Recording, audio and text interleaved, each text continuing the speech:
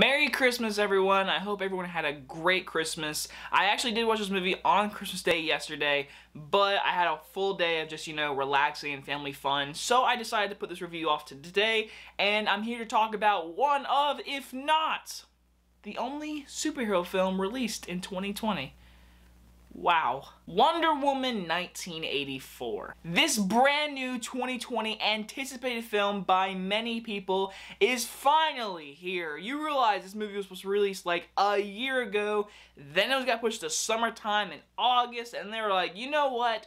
We're gonna put it in theaters, and if you're subscribed to HBO Max, we're putting on HBO Max. And that is the way I watched it, unfortunately. I can go ahead and tell you, if you can see this movie in theaters in a safe environment, I recommend seeing this on the biggest screen possible, but for my viewing, I did watch this on HBO Max yesterday with my entire family, which was a great Christmas feeling, honestly. Even though it was a superhero movie, it was a great feeling to have all my family around to all sit down and watch this movie. This film stars Gal Gadot, Chris Pine, Kristen Wiig, and Pedro Pascal, and is about rewind to the 1980s as Wonder Woman's next big screen adventure finds her facing two all-new foes, Max Lord and the Cheetah.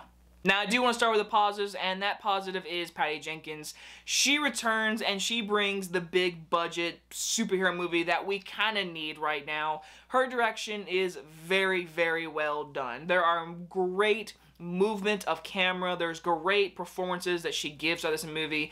Patty Jenkins is a great director. Even though it's like only her third film, I think she is so ready for a Star Wars film, and with this movie, I think she really does solidify herself to be ready for that movie. And she also directs the perfect cast that we get, which is of course led by Gal Gadot.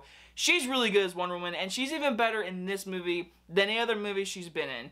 This movie, I really got to feel Wonder Woman. There are many things in this entire movie that just felt like the Wonder Woman character, and that is really done by her performance. Her smiling at the exact moment, her tearing up at the exact moment, her being worried, scared. Gal Gadot is becoming a perfect Wonder Woman. We also do see the return of Chris Pine, which also does lead into spoilers. I, of course, will not spoil of how he has returned if you've not seen the first film, how his character left off. So with this film, all I'm going to say is I love seeing Chris Pine back. He is great in this role. I love his character. I love his relationship between Wonder Woman. It is so cute, and they really have a good chemistry, and Chris Pine is so good in this movie. I will admit, me personally, I'm not a huge fan of how they brought him back and how they did it. Again, no spoilers, but once you see it, you might understand. But either way, it was just a little different. It was something I didn't expect. I'll say that. I didn't expect him to do this certain way, but it was a little different, but it was fine to still see him back. Now, with our villains, we have Pedro Pascal, who is honestly just killing it this past few weeks with Mandalorian and now this. He plays Max Lord, and I will say this, he is a good villain. He's not going to be a memorable villain. He doesn't have the most powerful powers, you can say. I'm not even going to say he has powers, because again, no spoilers. But Max Lord has a certain reason to be bad, and I get the reason. They give him good development, but he's just a good villain. And the goodness of him is honestly because of his performance. His villain wasn't really memorable that much, but him himself, Pedro Pascal, was really good in this movie. I really liked him in this movie a lot. Now, with that being said, we do need to talk about some of the negatives. This movie is not perfect. I would not even say it's better than the first one. But to the people out there who are trashing this movie, it's your opinion. You're allowed to trash the movie. You're allowed to speak your opinion. But don't just hate other people's positive reviews, because if they liked it and you didn't, you don't have to trash on them. So be nice, people. It's 2020. We need to end it more stronger. Kristen Wiig does a really good job in the role. There is nothing wrong with her herself. She is fine. I just think the character herself kind of felt useless. Honestly, there's a reason why she becomes more bad, and it definitely reminded me of Batman Returns, just a little bit. She's more nerdy, she's more like Kristen Wiig in the beginning, and throughout this entire movie she becomes more beautiful, powerful, sexier, all this kind of stuff. And then it leads to our ending, which again, from the trailers, it's not a spoiler, she does become the Cheetah. Honestly, there's no build up to her becoming the Cheetah, at all. She doesn't even mention the movie, she doesn't say, like, my favorite animal is cheetah. Like, there's no real reason she becomes the cheetah except for being a powerful being of some sorts. So she becomes a cheetah, and we don't even get to see her transform into the cheetah. Like, she just becomes the cheetah. So her character felt very useless. Like, it felt like they needed a powerful Wonder Woman versus villain at the ending. That's what it felt like. They needed a fight because, obviously, like I said, with Pedro Pascal's character, he is a good villain, but his powers aren't really, hey, Wonder Woman and him, let's battle it out. Like, again, no spoilers. So for this movie, they were like, hey, we need to battle at the very end. We need something. Hey, let's get Cheetah. Let's develop her throughout the movie, have more time length, this long-ass movie. Now, also, speaking of that time length, the movie is 2.5 hours long.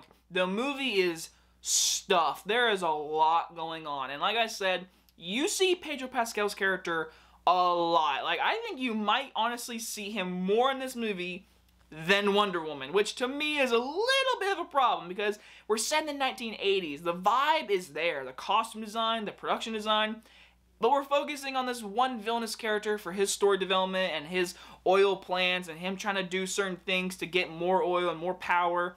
And for this, it just, we've seen it before. Throughout this entire movie, there are scenes that feel very much like added on. Like, all the comedy in this movie, I honestly didn't really laugh once in this movie, not to think about it. And we have a really good opening scene, which honestly never led to anything I can think of. So the opening scene was cool and all, but like, you can cut like that out. That's like 10 minutes gone from the movie. But I mean, it's cool, but it felt so like packed in. It felt like the first one was so good, and we got so many great reviews that we're gonna get everything. We're gonna put so much in this movie. And like the famous quote, more is not better. And finally, I have to talk about Hans Zimmer. His score is really good. I love Wonder Woman's score. I love his music he brought. But there's one scene in particular. It's a good scene. It's a powerful scene.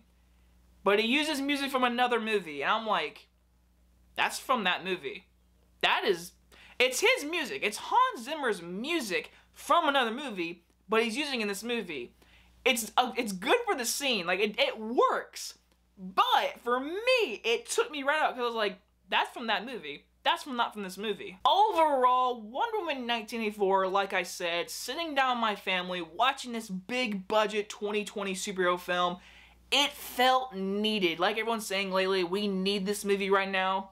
I agree. This movie felt good to watch on Christmas Day. It felt good to feel Hollywood big movie.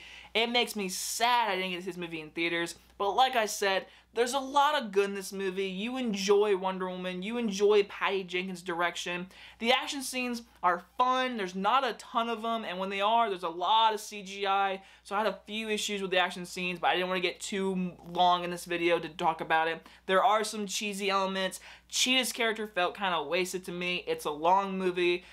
There is some mess to this movie. But again, Christmas feeling, I don't know. I liked it more than usual. So overall, I recommend it. I'm gonna give Wonder Woman 1984 a B-. So if you're one of those people that just like hated this movie, and there's people out there that gave this movie like an A+ kind of movie, one of their favorites of the year, don't trash on them. It's the holiday season, so don't just like hate on them for liking a movie. Like, come on everyone, it's just a movie. And besides, have you seen 2020? So I mean, if it's their favorite movie of the year, let them be their favorite movie of the year. There wasn't much this year. But if you didn't like this movie, you're allowed to hate this movie. Anyway guys, enjoy this review, and I will see you guys on the next one. Bye-bye everyone.